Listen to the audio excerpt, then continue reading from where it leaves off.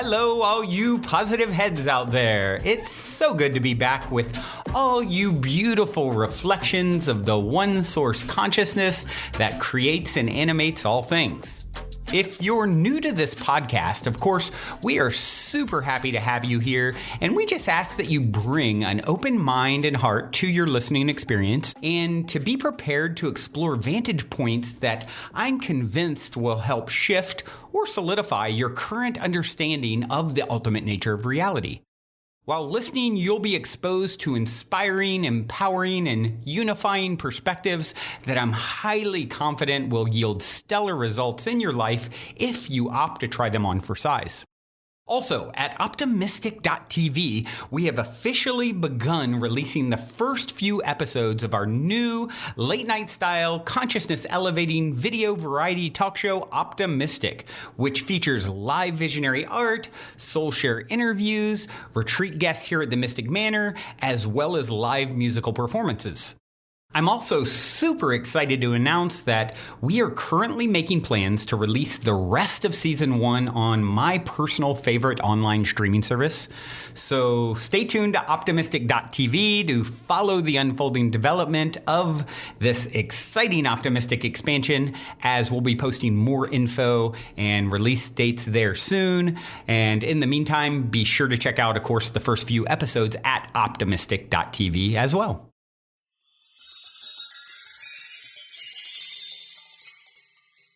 All right, all you positive heads, welcome, welcome. Here we grow again. It is a fantabulous Friday in the studio as I record, and I have got a very special surprise for all you OGP heads. I saw a post on the Positive Heads Facebook group, which, by the way, if you're not in there, get in there. It's a great place to connect with other P-heads, and it's, Positive Heads with an S. I haven't thrown that out in a long time. So I saw someone post, though, the other day, and I meant to go back and say thank you, but it was someone's, shouting out how much the podcast has helped them and, all that stuff. And then someone in the comments said if I'm recalling correctly, they said something similar, and then they said how much they missed Dalien the Alien from, way in the early days, my co-host from the beginning, who even after co-hosting for a year plus or so, released a bunch of the was helping to put out the episodes for years after that, and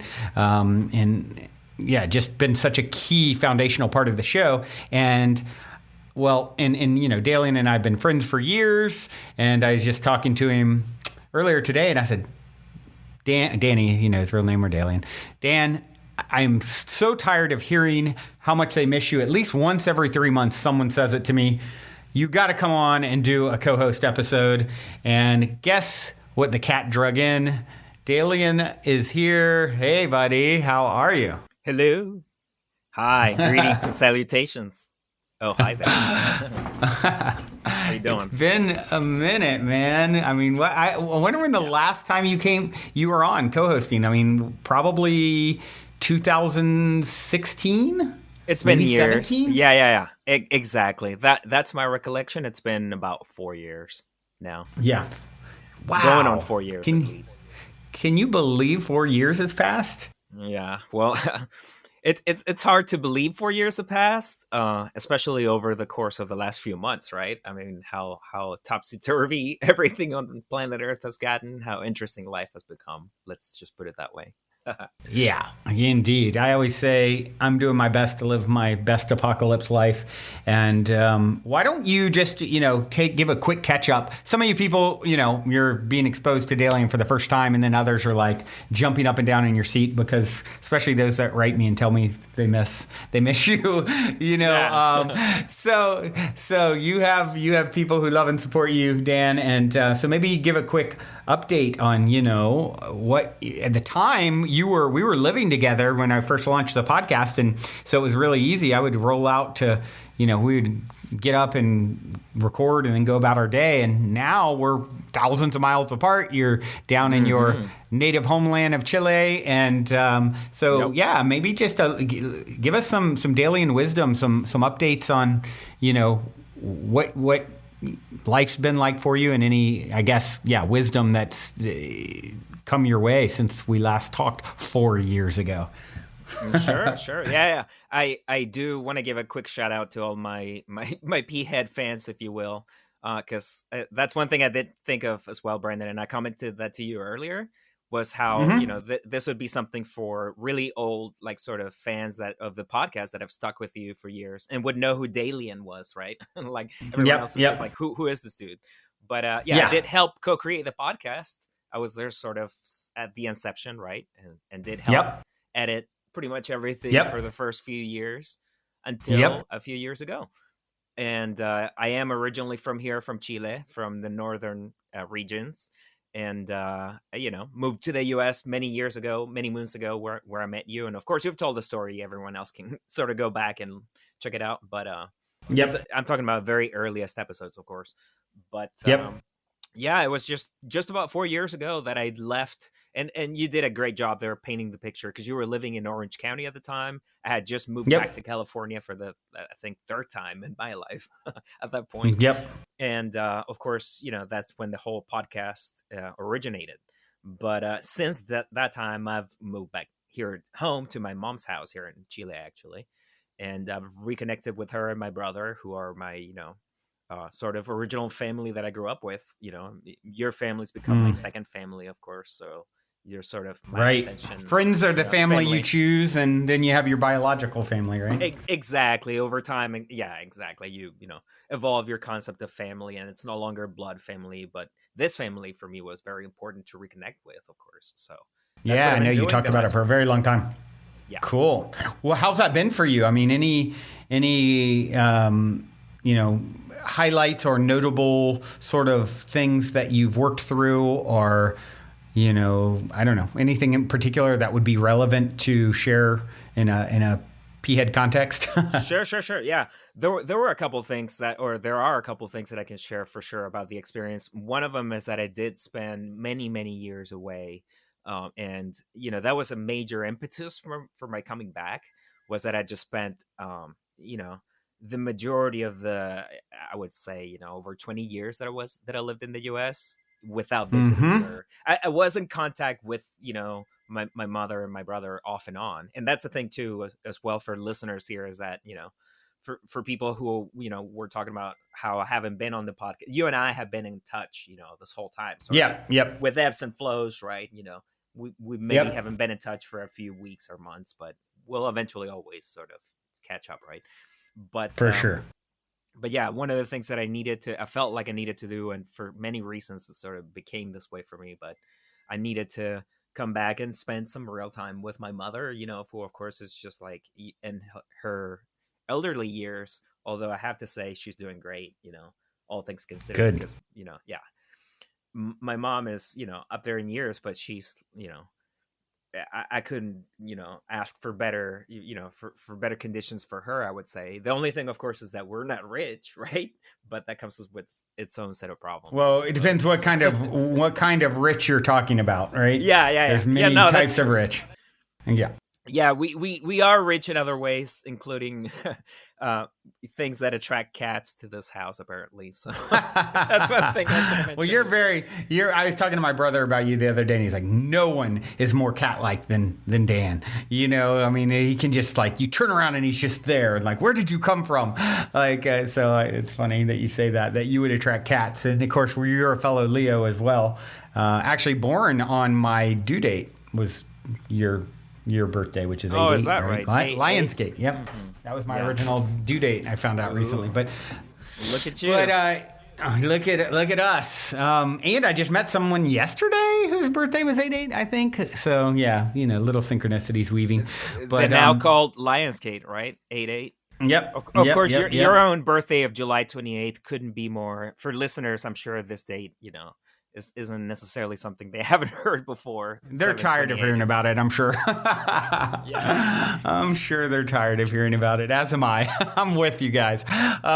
So yeah, Dan, I mean, it's so awesome and nostalgic to hear your voice on the other end of a daily episode because even originally it started out where I was just doing interviews. Remember, I was just doing weekly interviews, and then I was like, oh my god, I got to do more because it's they're talking most of the time, and I don't want to just talk over them. Even though people still sometimes will complain to me that I talk over them too much, and I'm like, I need to have daily episodes so I can get out all the stuff I want to share. And okay, but it'd be awesome to have I knew you'd be a great co-host because, well, we've been friends for decades and, you're sort of like, you play well off of, me and all my spazziness with your calm, cool demeanor, and you have lots interesting to share. And so, I know one of the things that people always wrote for months and years afterwards was how much they missed the mysterious news was part of those bits. Remember, you used to always do, and so has there been anything in particular? I know one of the reasons we did that is you were always coming up with, hey Brandon, have you seen this latest thing about XYZ UFOs or this cool thing or this weird thing. So we shared that as a bit early on, with the show. Has there been anything of recent, for a little mysterious news flashback, anything that's like come across your radar that you think would be interesting to share with these guys? Sure. Yeah. There is an article I found online, Brendan, which sort of seemed perfect to save, for this sort of segment. And I saved it back when I saw it, and I just checked out the date of it. It's June 30th of this year, so a couple months ago. But I saved it just because I thought it was interesting, and I was reading part of the article, and it just right away seemed like the sort of thing that would be right at home in that segment that you mentioned. So, as it turns out, I get to read it now. Tell us about it. Yeah, it was just about the eyes and how mysterious they operate. How according to some very recent psychological studies, Brandon, it's possible that there is some sort of mechanism in operation that is not unlike what they used to think. I was just telling you in ancient times when they would think that we used to see by shooting beams more or less out of our eyes that would meet the world and bring back the visual information. And as it turns out, there may be some sort of mechanism at play, possibly, just because of how neuroscience, and what I'm reading here references this neuroscientist Michael Graziano, who developed this model where a substance that he calls substance C, it's an invisible substance that operates on consciousness. Of course, consciousness is this mysterious force that we're all a part of, right? Yep. Yeah, so in this article, he goes on to sort of talk about this model and how it's kind of overlaps with something metaphysical, but it has to do with, for example, how we can tell when someone's looking at us in a crowded room, or how someone's gaze will have this power over us, that's so compelling, right? And mysterious. Right. And awesome. So, yeah. So are you telling me that I shoot lasers out of my eyes? You may just do that. Unfortunately, yeah. If I validate that idea for you, then you're just going to become even more influential. Thankfully, you use your powers mostly. Gaze into my eyes, everyone. Gaze into my eyes.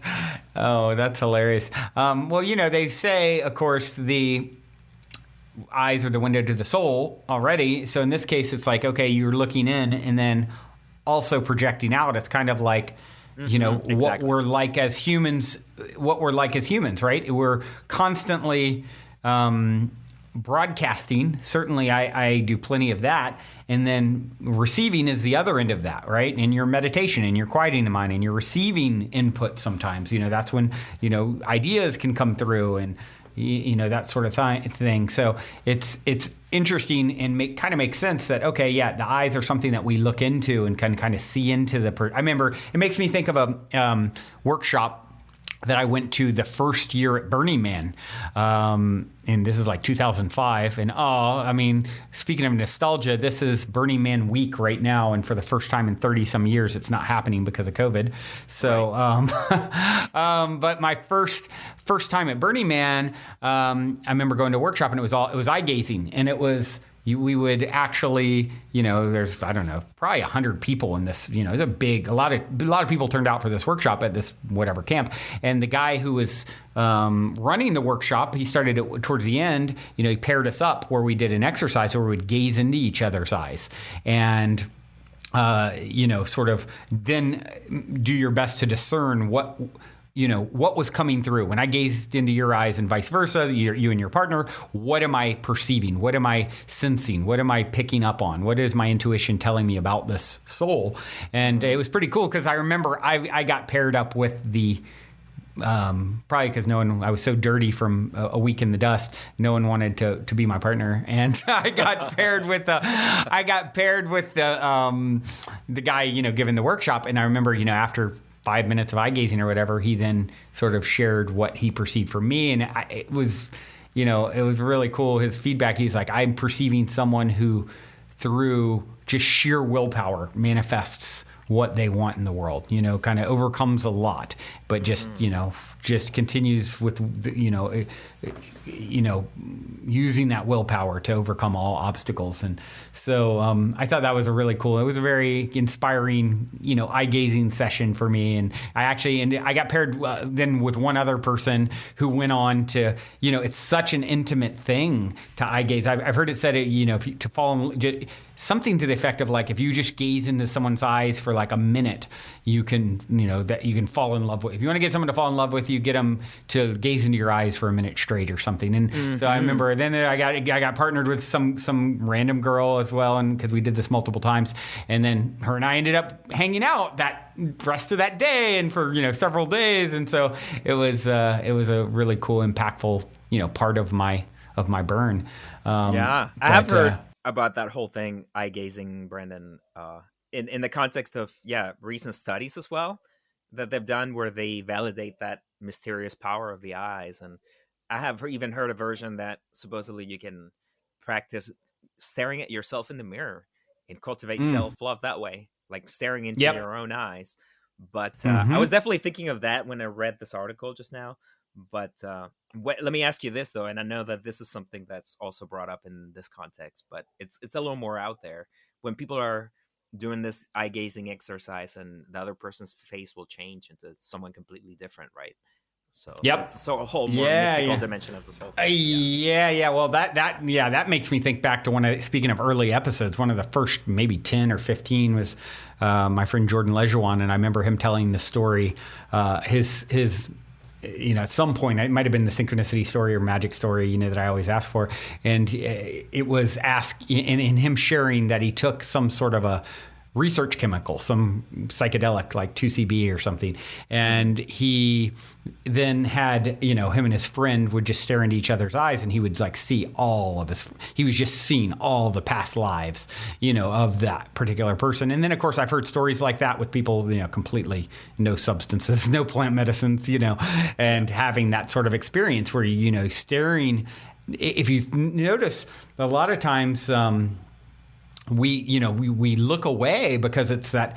I'm thinking of so many things pertaining to this now that I haven't in a while. What did I see this written as like the uncomfortable confrontation of the soul or something? Like literally it causes us to confront this deep part of the other person. And a lot of times it's kind of like, they say you can't look at God because it's too much. It's too powerful. You're in the Bible. I think it says something to that effect. Like your eyes you couldn't handle it, and it's sort of that way with people. We are careful to, look at people too long. We normally look away pretty quickly because it's that, uncomfortable confrontation of souls or whatever it's called.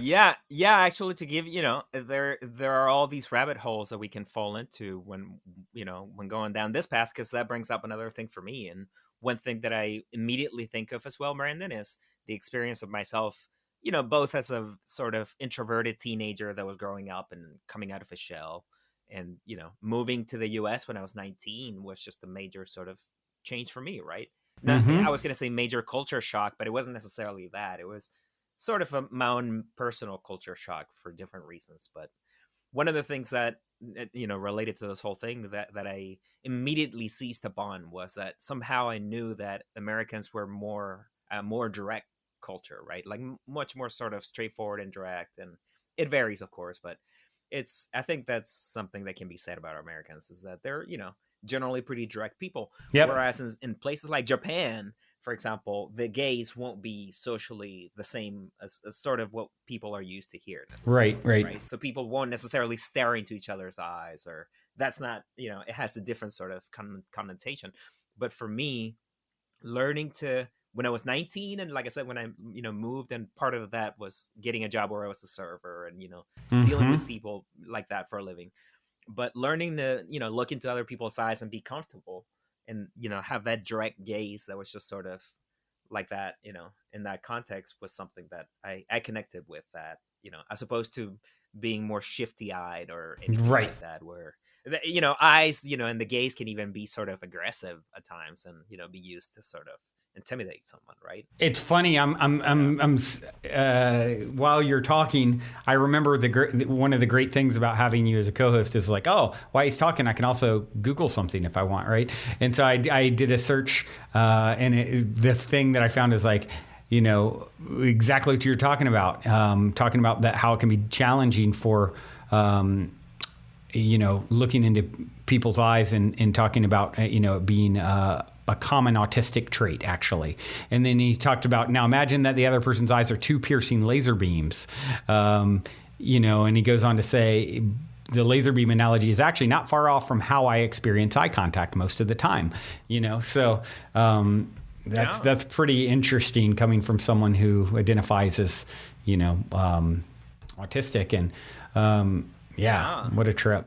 The flip side for that, Brandon, is that, like, I actually, since coming back, I've found that people, and I hate to sort of put it this way, but I find it kind of obnoxious that they stare more, like, out on the street and in social situations, more than I'm comfortable with now, because I feel like that's something that, again, it's a cultural difference, but I've found now that I've adapted to the more sort of American way of dealing with that, where staring at someone is seen as an intrusion, just to go down that path, right? And now sort of come full circle, because now I'll go walking down the street, and if people are staring at me, or what I perceive as that, then it's on me to just be okay with that. I would just recommend every time you feel someone staring or see someone staring, do like a jump, skip, hop, click your heels together kind of thing.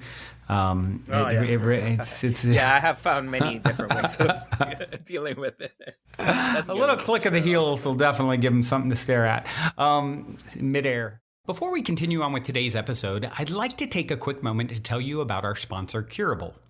Curable is an app that takes a different approach to helping people manage and alleviate their chronic pain.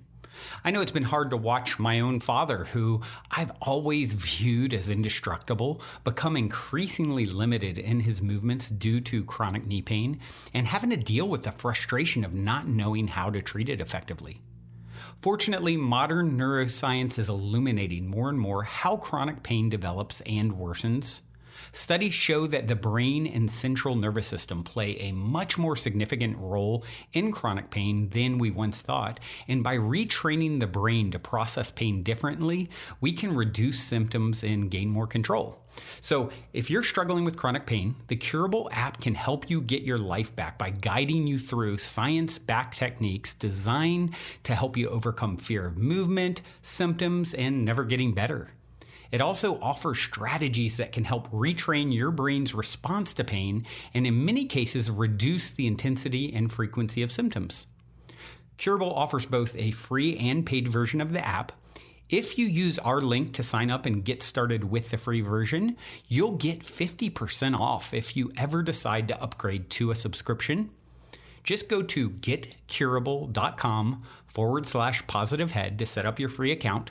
That's spelled GETCurable.com/positivehead.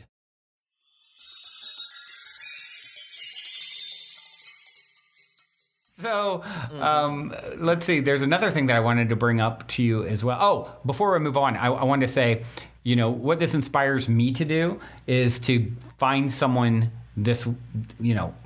next time I'm with, like, my partner Karen or someone close to me or my son or whoever, to invite them to eye gaze and, just see what that does. I'm sure there's listeners out there who are having challenging time with, a child or a partner or a friend or whatever, and invite them, say, hey, I want to try this, this technique I was just hearing about with you. It's very simple. We just stare at each other for a few moments and, just see what we sort of discern about each other. And then just in that, and then sneak attack them with sending them love and imagining them as things opening up and being more the way you'd want with them. And just see how, by them allowing you to shoot your laser beams of love into their, straight into their brain, see what type of an effect that has. I mean, I can almost guarantee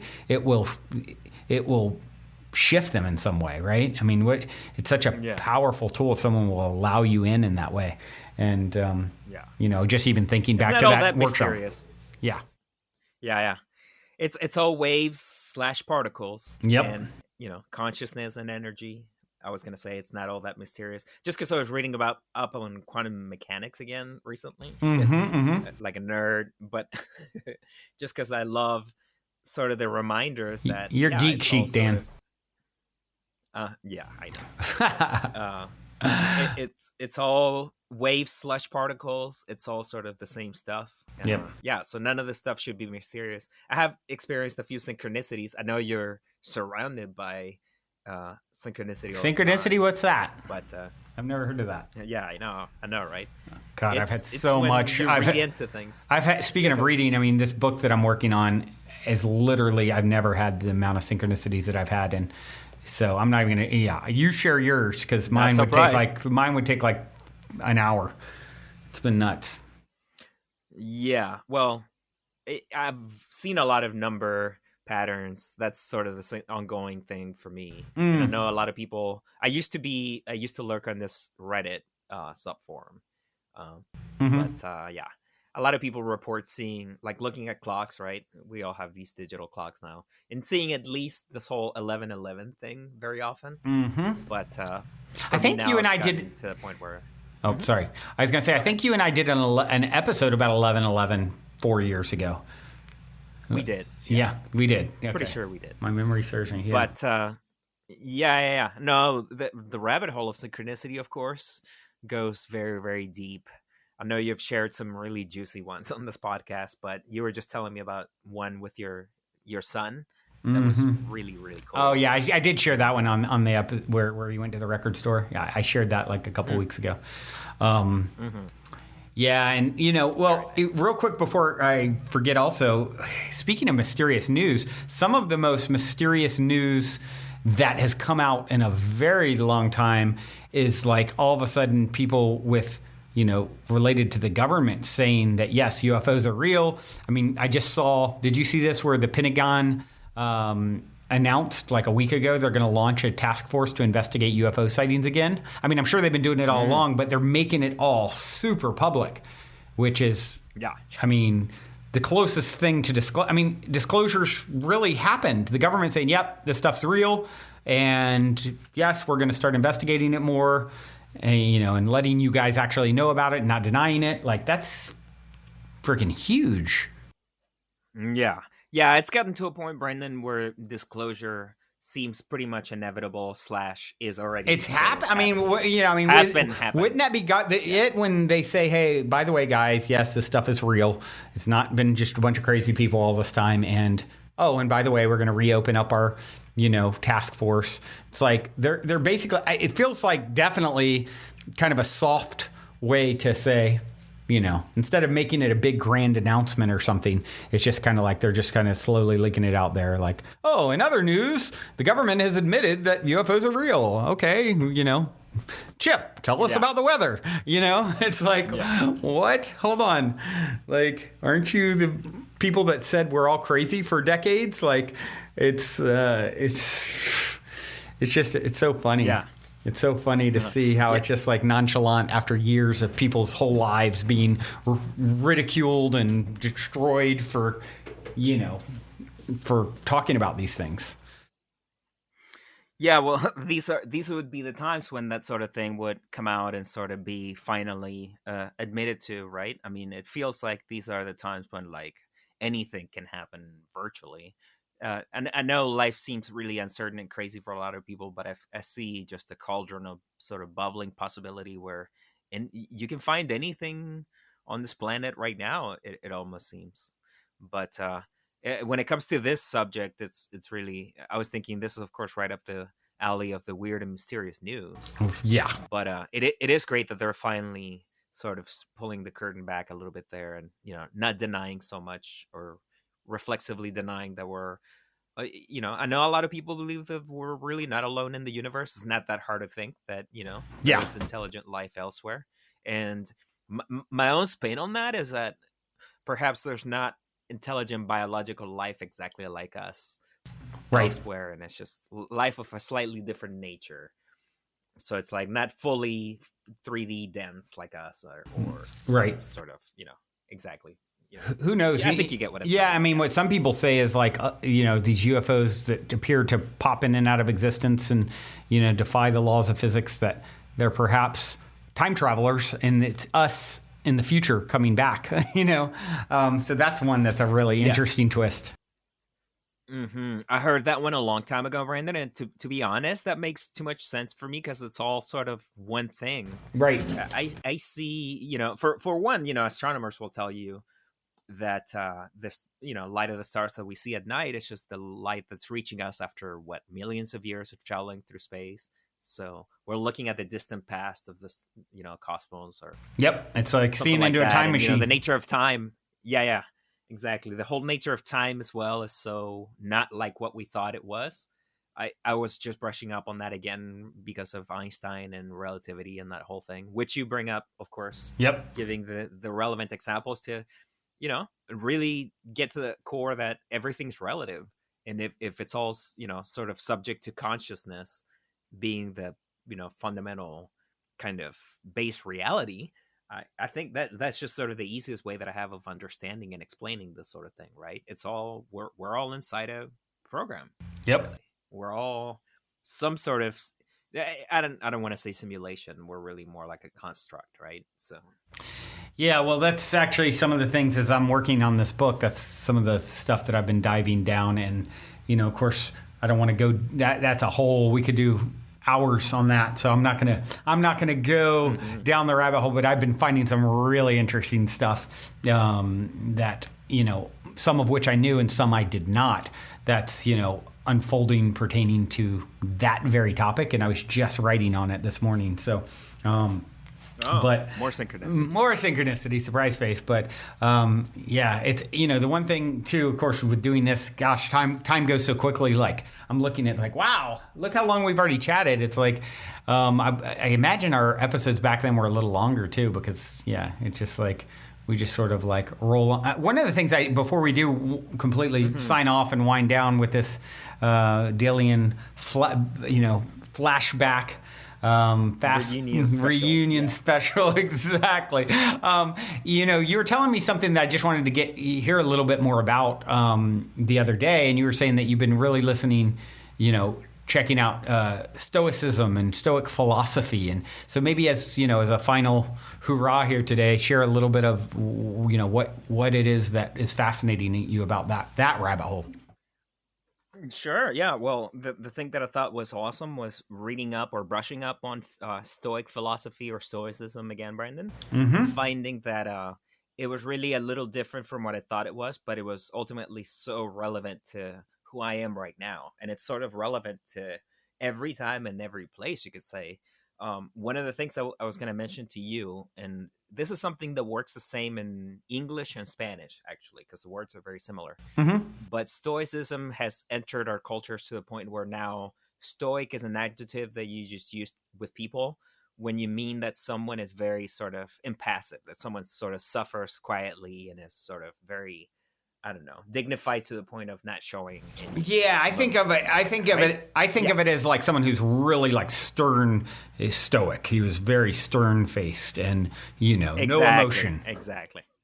Well, those are a lot of the associations that we have with the word stoic because of the, slightly misleading, association, I guess, because that's a fine adjective and everything. But Stoicism isn't really that, and that's what I thought was so great, Brandon, about rediscovering it. I Mm-hmm. suppose one of the things that I found also was that it's a pretty ancient philosophy. Started for sure, in ancient Greece, but associated with some of the more well-known philosophers like Seneca, Mm-hmm. as far as Greek philosophers, and the Roman Emperor Marcus Aurelius for Mm. the Romans. Yep. And even just recently, because I've joined a few online groups and social media groups for Stoicism, right? Mm-hmm. They'll have memes and videos and clips where they, for example, reference how Marcus Aurelius was emperor of ancient Rome, even during a time of plague, and he had to, be sort of emperor, sitting on his throne while a lot of his fellow subjects were dying. But Stoicism, what's so great about it, Brandon, is that I think really plugs into everything that we talk about on the or that you talk about on the podcast, right? About really living in the moment, accepting things for what they are. Mm-hmm. So it's not necessarily about being very sort of impassive or firm and stern. It's really just about stripping all the BS out of life, and just really valuing what's important. For Right. example, Stoics used to believe, Brandon, that the only sort of true virtue is the only good, is what it says here on the wiki article. Virtue is sufficient for happiness, and they would just use sort of advanced ideas like the fact that there's only so much we control, but we have control over our reactions, right? Things Right. that, again, we are relevant to what we talk about in the podcast. Yeah. Yeah. Cool. It makes me think of like tantric philosophy, basically, right? Which is like, hey, it's all it's all a necessary. That's another thing that gets misconstrued and misinterpreted. That it's all sexual, related to sexuality and whatnot. And yes, there is a component of that, but it's really like you know, a scientific method of self-realization, and it entails acceptance of all sides of the coin. Right? There's no real like good or bad. There's experience, and it's these experiences that both pleasurable and non-pleasurable that are leading you to self-realization. And it's not just all about it being easy breezy and the good times. Totally. Something that you just said there made me think of, and I've been thinking about him recently though, but your podcast and optimistic guest, Matt Kahn, who's so great, I think. Yeah, he's uh, amazing. and his sort of slogan, or a phrase that I associate with him so much, right, by now, and I'd heard it before, but the whole the idea of whatever arises, love that. Yep. I feel like that is really almost the essence of Stoicism as well, Brandon, because it's all, yeah, they talk about how having it all really easy and nice in life can often lead to laziness, whereas using hardship as something that sort of makes you into someone better is like the best sort of use of our all our challenges in life that we all have to face.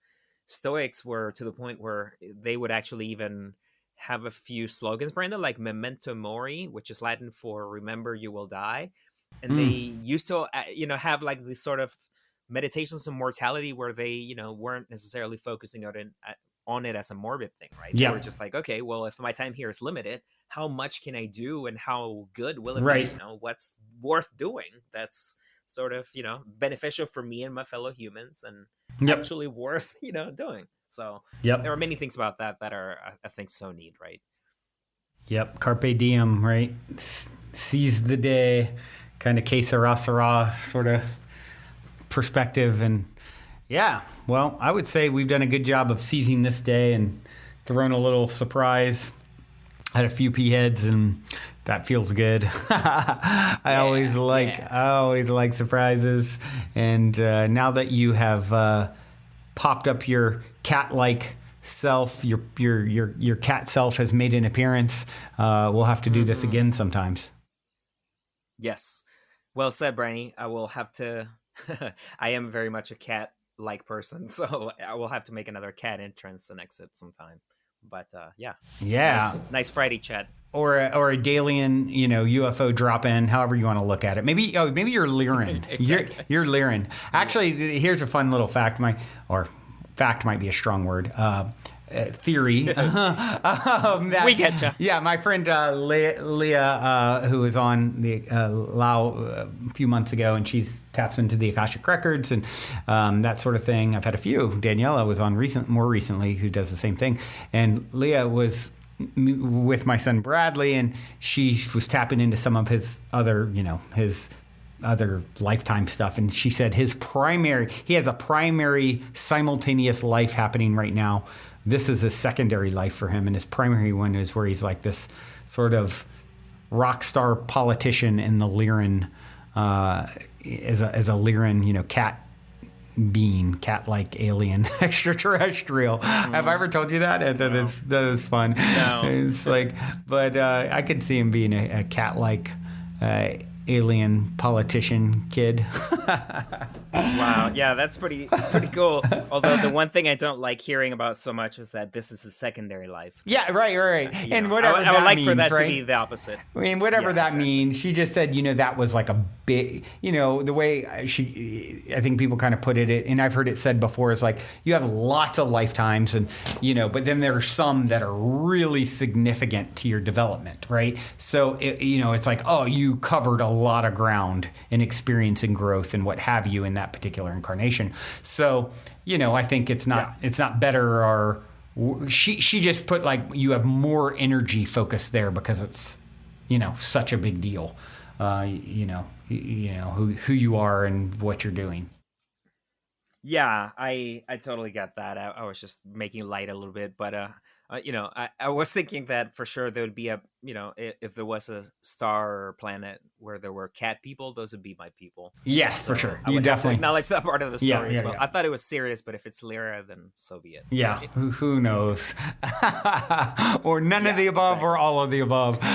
So, Dan, Yeah. I just noticed that you did, you mentioned, you talked about the whole laser beam eyes. And maybe the Lyran shoot laser beams out of their eyes too. But cats do have interesting eyes. You talked about the eyes, and then you told me the song you were going to choose, and there's a little synchronicity there. You want to share with the good peeps what you're DJing for us today? Yeah, the song is called See, like what you see when you look, with your open eyes. When you shoot lasers out of but your face. Yeah, exactly. When you shoot beautiful lasers out of your soul windows, Yes. if you will. Yeah, actually, See is a song, Brandon, by Taiko off of his Awake album, but the version that I wanted to share was the remix of that, which is Taiko and this artist called Beacon. So it's the See Beacon remix of the song. Yeah. Beautiful. See featuring Beacon, and yeah. Thank you for being a beacon and sharing your light with the world today, Dan. Thank you, It's friend. been a pleasure, my friend. Likewise. Yeah. Likewise. All of you out there listening, till next time, journey well. We love you so much. Also, before we cue up today's song, I wanted to remind you about the game with the universe on our website, where you can choose the first number that comes to your mind, and it'll pull up that episode number of the podcast. I've been saying this is a great way to co-create synchronicity and magic with your higher self for quite some time. And if you go to positivehead.com/universe, there is a super fun and simple interface to play this game with your higher self. I firmly believe just by setting the intention to play in this way, it opens up the door for magic, and it's a synchronistic way to hone in on nuggets of wisdom out of the huge catalog of episodes that are specifically appropriate for you at this time in your journey to becoming the next greatest and greatest version of yourself. And it also makes for a super fun way to spark the curiosity of friends and family by having them choose a number, so they'll hopefully go and check out their number as well, which I greatly appreciate because it helps us to spread the word about the podcast. Once again, the address is positivehead.com/universe. And as a quick reminder, if you're curious to learn more about Purium superfoods and why I take them almost every day, be sure to also check out positivehead.com/transformation. On this journey of becoming the next greatest and grandest version of ourselves that we have all embarked upon, I cannot stress the importance of managing your physical vibration enough. And quite honestly, Purium has put together the simplest plan I've found to do so. I have my favorite, the Appleberry Shake, at least 5 times a week. Once again, to learn more about the Purium transformation, go to positivehead.com/transformation. Or if you want to keep it simple and just try out my favorite, the Appleberry Shake, you can go straight over to ishoppurium.com and be sure to use code positivehead for 25% off. I'll spell that for you. It's ishoppurium.com, and be sure to use your Positive Head 25% coupon code.